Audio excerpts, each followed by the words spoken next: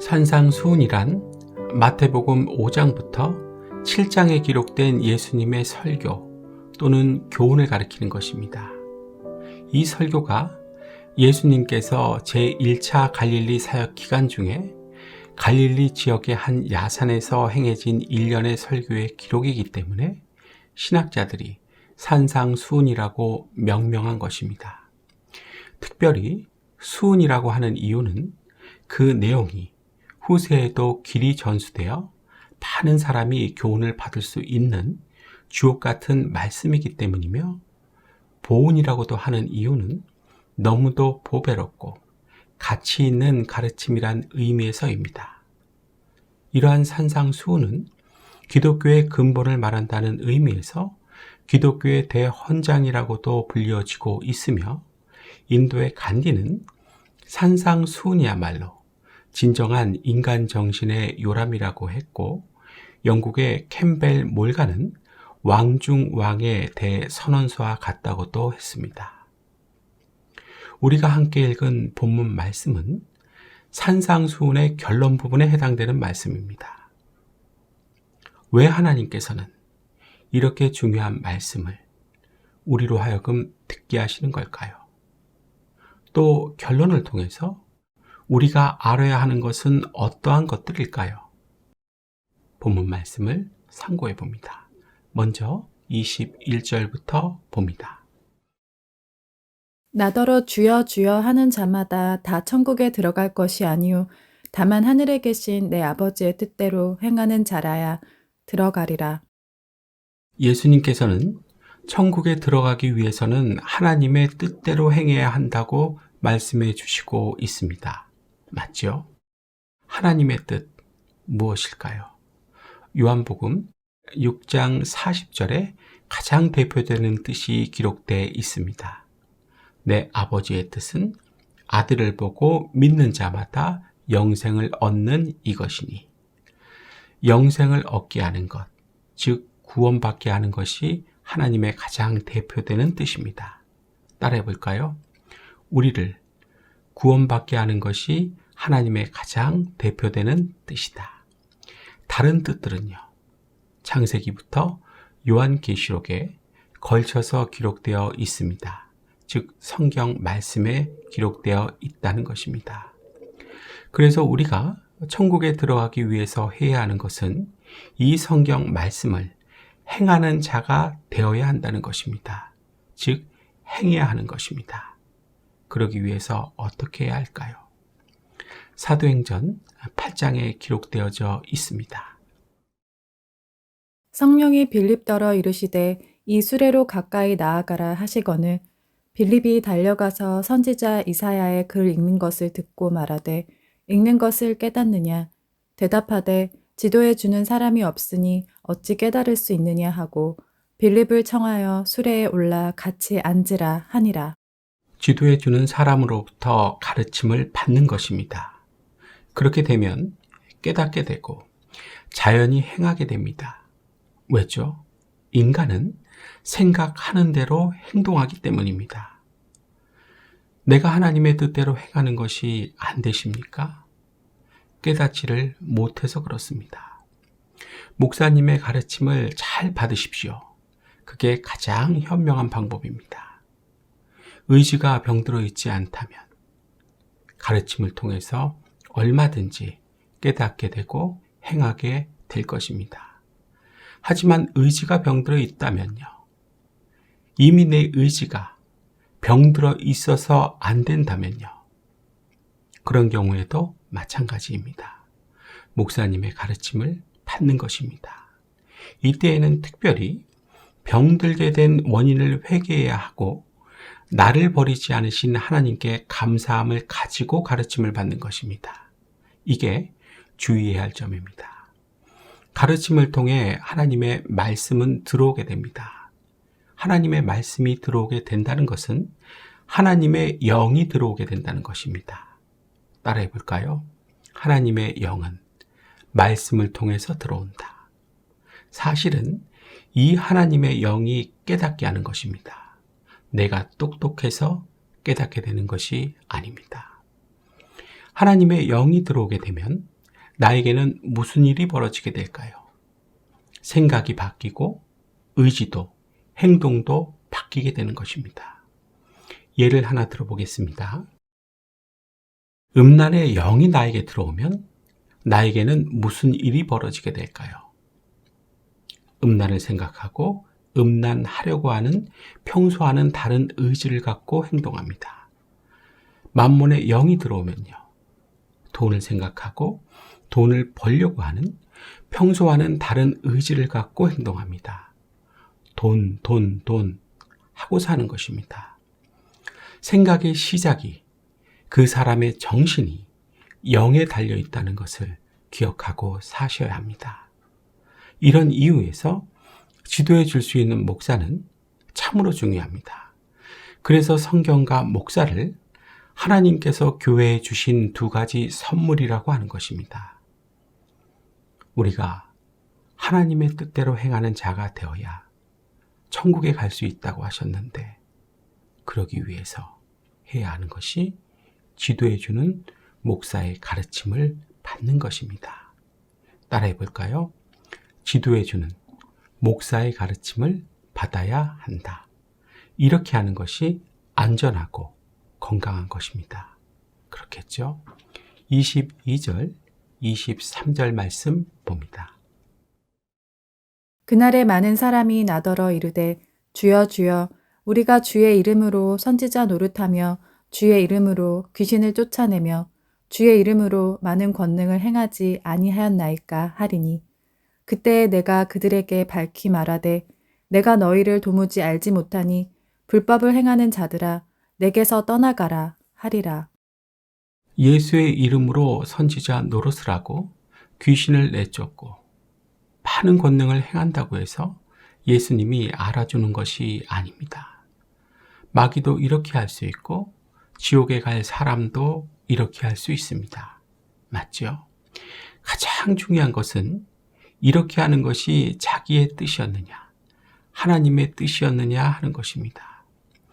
자기의 뜻으로 이렇게 한 사람들을 예수님께서는 불법을 행한 자들이라고 하시는 것입니다. 유태인들을 600만 명이나 학살한 독일의 히틀러는 원래 신학생이었습니다.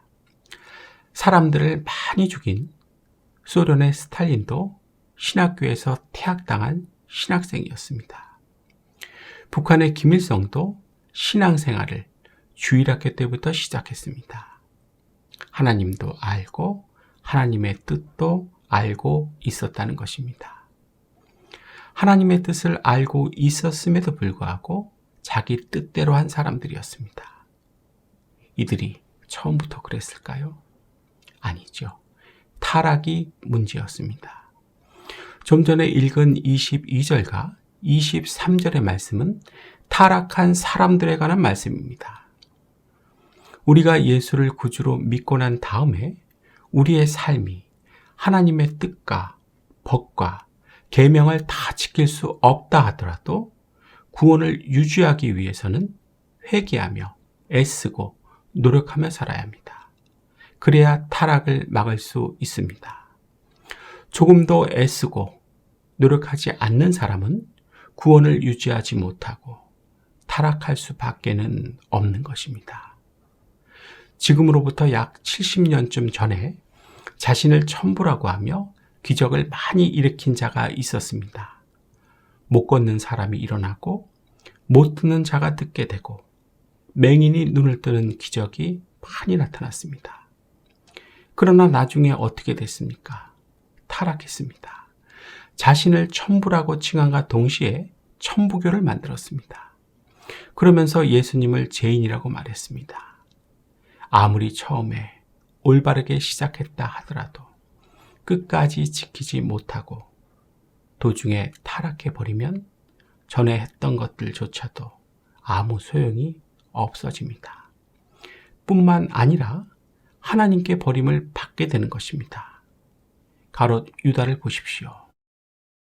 주님의 제자로 주님을 따라다니면서 귀신도 쫓아내고 병도 고치는 기사와 이적을 많이 행했음에도 나중에는 주님을 은 30냥에 팔아버리고 말았습니다. 그리고는 그 죄책감에 못 이겨 목매서 죽었습니다.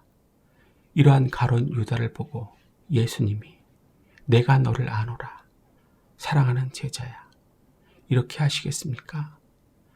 과거에 그가 선지자 노릇을 하고 귀신을 쫓아내고 병든 자를 고친 일이 무슨 소용이 있습니까?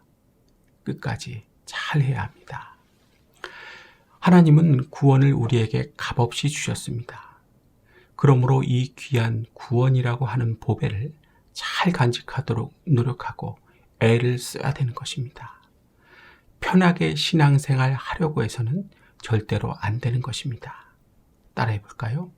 편하게 신앙생활 하려고 해서는 절대로 안 된다.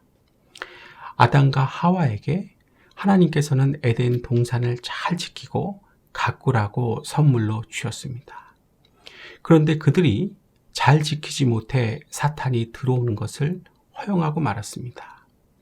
우리는 이것을 기억해야 하고 잊지 말아야 하는 것입니다. 그런데 여러분, 우리가 한 걸음 더 나아가서 정확하게 알고 있어야 하는 것이 있습니다. 그것은 왜 하나님의 뜻이 아니라 자기 뜻대로 해서 불법을 행하느냐, 바꿔 말해 타락하게 되느냐 하는 것입니다. 민수기에 나오는 발람을 생각해 보면 쉽게 알 수 있지요. 이런 발람을 베드로 후서에서는 어떻게 설명하고 있습니까? 베드로 후서 2장 15절, 16절 말씀으로 가봅니다. 그들이 바른 길을 떠나 미혹되어 부올의 아들 발람의 길을 따르는도다. 그는 불의의 삭스 사랑하다가 자기의 불법으로 말미암아 책망을 받되 말하지 못하는 나귀가 사람의 소리로 말하여 이 선지자의 미친 행동을 저지하였느니라. 불법을 행하고 타락하게 된 이유가 불의의 싹, 돈을 사랑하다가로 설명하고 있습니다. 하나님보다 세상을 더 사랑한 것이 이유란 것입니다. 우리가 하나님을 사랑하지 않고 세상을 더 사랑하게 된다면 결국에는 불법을 행하게 되는 것입니다. 타락하게 되는 것입니다. 발람과 같이 미친 행동을 결국에는 저지르게 되는 것입니다. 내가 너희를 도무지 알지 못하니 불법을 행한 자들아, 내게서 떠나가라. 이러한 예수님의 말씀을 듣게 되는 것입니다. 사복고시를 준비하던 A라는 청년이 있었습니다. 고시를 준비하면서도 너무도 열심히 교회를 위해 헌신했습니다. 주일학교 봉사는 물론이고 성가대와 전도하는 일에도 앞장섰습니다. 헌금도 최선을 다했습니다. 늘 행복한 얼굴이었습니다. 사법시험을 봤습니다. 어떻게 됐겠습니까? 안타깝게도 떨어졌습니다. 하나님께서 겸손하게 해주시려고 그러는 것이라고 믿으며 더 열심히 헌신했습니다. 그리고 또 시험을 봤습니다. 어떻게 됐겠습니까? 이번에도 떨어졌습니다. 이번에는 꼭 붙게 해주실 거야. 이렇게 다짐하고, 이렇게 생각하고, 이렇게 믿으면서 더 헌신하고, 더 열심히 공부해서 시험을 봤습니다. 어떻게 됐겠습니까? 이번에도 떨어졌습니다. 그리고 이 A라는 청년은 결국 교회를 떠났습니다. 그동안은 사법고시가 붙고 싶어서 교회에 헌신했던 것입니다. 사실은 세상을 더 사랑했던 것입니다. 그로 인해 하나님의 뜻에는 귀를 기울이지 않고 자기 뜻을 이루고자 교회를 다녔던 것입니다. 예수님께서 말씀하시는 불법을 행한 자였던 것입니다. 불법을 행한다는 것을 그렇게 큰 것으로만 생각하고 살아서는 안 됩니다. 나도 이렇게 불법을 행하는 자가 될 수 있는 것입니다. 따라해 볼까요? 내가 예수님께서 말씀하시는 불법을 행하는 자가 될 수 있다. 이러한 불법을 행하고 있는 자들 교회에 많이 있습니다. 자기 뜻대로 마음대로 교회 다니는 사람들이 많이 있다는 것입니다. A라는 청년과 같이 머지않아 교회를 떠나게 될 것입니다. 예수님께서 내가 너를 도무지 알지 못한다고 할 것입니다. 내가 이런 사람은 되지 말아야 할 것입니다. 하나님의 음성으로 들으실 수 있기를 바랍니다. 동부 제1교회에 김한용 목사님이라는 분이 계십니다. 저랑 아주 친한 분입니다. 이분은 워낙 뛰어난 분이라서 그때 당시 최소 연봉을 1억 이상을 받을 수 있는 아주 전도 유망한 분이셨습니다. 그러나 하나님을 더 사랑하게 됐습니다. 그래서 세상을 포기하고 힘든 목회자의 길을 걷게 되신 분입니다. 특별히 연세가 많으신 분들을 너무도 잘 섬기십니다. 어떻게 저렇게 잘하실 수 있을까? 제가 존경할 정도입니다. 김한영 목사님과 A라는 청년 비교가 됐지요. 사랑하는 여러분, 우리가 불법을 행하지 않기 위해서, 끝까지 타락하지 않기 위해서 해야 할 일이 무엇입니까? 세상을 더 사랑하지 않는 것입니다. 그래서 자기 뜻이 아니라 하나님의 뜻대로 하루하루를 조심스럽게 살아내야 하는 것입니다. 이렇게 살아가는 여러분들에게 하나님의 은총은 임하게 될 것입니다. 마지막 24절부터 27절입니다. 그러므로 누구든지 나의 이 말을 듣고 행하는 자는 그 집을 반석 위에 지은 지혜로운 사람 같으리니 비가 내리고 창수가 나고 바람이 불어 그 집에 부딪히되 무너지지 아니하나니 이는 주추를 반석 위에 놓은 까닭이요 나의 이 말을 듣고 행하지 아니하는 자는 그 집을 모래 위에 지은 어리석은 사람 같으리니 비가 내리고 창수가 나고 바람이 불어 그 집에 부딪힘에 무너져 그 무너짐이 심하니라. 행하는 자와 행하지 않는 자가 비교가 되어 나오고 있지요. 행해야 한다는 것이 핵심입니다. 메시지 성경으로 이 말씀 다시 한번 봅니다. 내가 너희에게 하는 이 말은 너희 삶에 덧붙이는 장식이나 너희 생활 수준을 높여주는 리모델링 같은 것이 아니다. 내 말은 주춧돌과도 같아서 너희는 내 말 위에 인생을 지어야 한다. 너희가 내 말을 너희의 삶으로 실천하면 너희는 든든한 바위 위에 집을 지은 현명한 목수와 같다. 비가 퍼붓고 강물이 넘치고 돌풍이 쳐도 그 집은 끄떡없다. 바위 위에 꼿꼿이 서 있다. 그러나 너희가 내 말을 성경 공부 때만 사용하고 삶으로 실천하지 않으면 너희는 모래사장에 집을 지은 미련한 목수와 같다. 폭풍이 몰아치고 파도가 거세지자 그 집은 맥없이 무너지고 말았다. 메시지 성경으로 읽으니까 훨씬 더 생생하고 피부에 와 닿지요. 우리가 예수님의 교훈을 들었으면 온전히 다 행할 수는 없다 할지라도 꼭 행해야 합니다. 삶으로 실천을 하려고 해야 한다는 것입니다. 그러기 위해서는 방해하는 사탄과 늘 투쟁하고 싸워야 합니다. 사탄과의 싸움에서 이기려면 회개하고 고민하는 것이 필요합니다. 이러한 태도, 모습이 없다면 이길 수 없습니다. 어쩌면 지금까지 이게 없어서 졌는지 모르겠습니다. 회개하십시오. 계속해서 돈을 사랑하는 것을 회개하고 자기 뜻대로 살고 싶어하는 것을 회개하고 하나님의 뜻대로 산다고 착각한 것을 회개하고 불법을 행하고 있다는 것을 회개하고 괴로워해야 합니다. 고민하십시오. 더 기도하고 싶은데 하지 못하는 것을 고민하고 더 말씀을 읽고 싶은데 못 읽는 것을 고민하고 더 의롭게 살고 싶은데 못 사는 것을 고민하고 괴로워해야 하는 것입니다. 그저 별 생각 없이 교회 다니는 사람은 성령님의 도우심을 받을 수 없습니다. 따라해 볼까요? 별 생각 없이 교회 다니는 사람은 성령님의 도우심을 받을 수 없다. 이러한 괴로움 속에서 헤어나오려고 발버둥을 칠 때 비로소 성령님이 도와주시는 것입니다. 교회만 다니면 도와주시는 것이 아닙니다. 바르게 제대로 신앙생활을 하실 수 있기를 주님의 이름으로 축복합니다. 이제 말씀을 마치려고 합니다. 본문을 통해서 알게 해주시는 것은 무엇입니까? 첫째, 하나님의 대표적인 뜻은 우리를 구원받게 하는 것이다. 둘째, 하나님의 뜻대로 행하기 위해서는 지도해주는 목사님의 가르침을 잘 받아야 한다. 셋째, 하나님의 뜻이 아닌 자기의 뜻대로 사는 것은 불법을 행하는 것이고 타락하는 것이다. 넷째, 듣기만 하고 실천하지 않으며 별 생각 없이 교회 다니면 성령님의 도우심을 받을 수 없다. 하나님께서는 우리에게 이러한 말씀을 해 주십니다.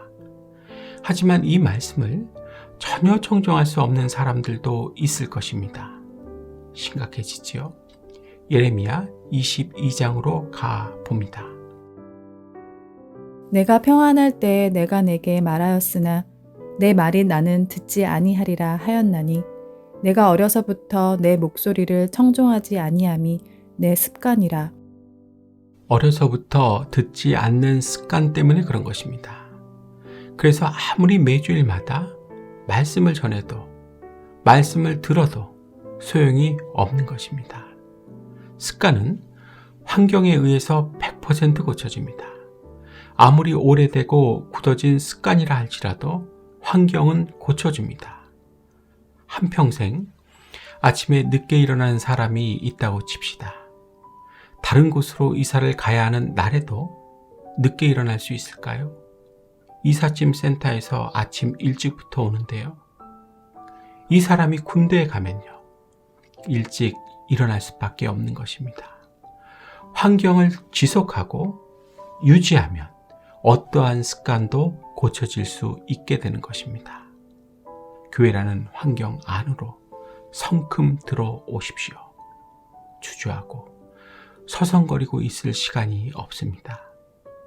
어려서부터 듣지 않았던 습관이 확실하게 고쳐질 것입니다. 그래서 오늘과 같은 말씀도 들리게 될 것입니다.